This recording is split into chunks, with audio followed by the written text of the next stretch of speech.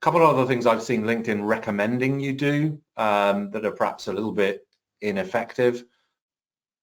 The first, I'm sure you've all seen that when you comment on a post, you'll very often be then asked, do you want to repost this, reshare this with your network? Now, the thing to know about that is reshared posts on LinkedIn tend to only get 10% of the visibility of a regular post. So if you literally have nothing to post each week and you reposting someone else's means you're going to do something, then yes, that's better than nothing. But if your alternative is that you would actually take the time to put out a fresh post of your own today, then that is going to get you far, far more visibility and interactions than reposting someone else's content. So, and that feels really counterintuitive because LinkedIn's actually there on the screen encouraging you to repost. Why is it encouraging me to do something that actually the site doesn't reward?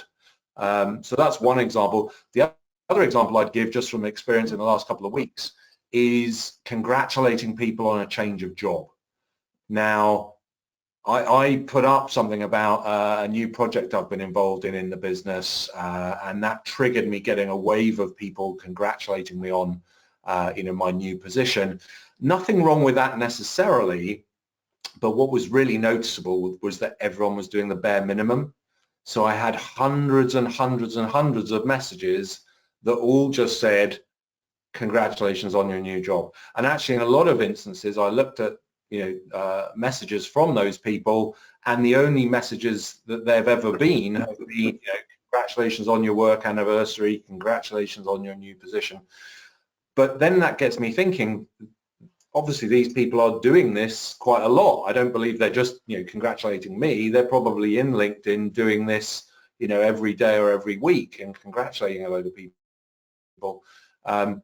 If you just do the bare minimum like that, it's unlikely to spark conversations and really move the needle. So I would encourage you, to do perhaps fewer of those congratulation messages, but those that you are going to take the time to do, actually put a little bit of effort into it. Because the few people that did really write me, a paragraph or two, really excited for me about the new position, etc., that was much more likely to prompt a conversation and be remembered. So I hope that's how we want to finish that off on. Yeah, that's so true. The popping up. Now, again, is it going to hurt you or harm you if that's the only thing that you are willing and able to do? No, probably not. Is it a great use of your time? Probably not. Adding something more, even making a note to follow up with that person later. And if you're connected with them, that means you also will have their email. So you can go to their profile, get their email, and send them an email congratulating them, saying, you'd love to learn more about that new role. You've heard a lot of different things about the company. You give them a call and talk with them about it. So yeah, take it to the next level. So much better. The other thing that LinkedIn like to, I'm laughing because sometimes you have to laugh about LinkedIn or you'd cry. When you post something, it will suggest that you post it also to a group.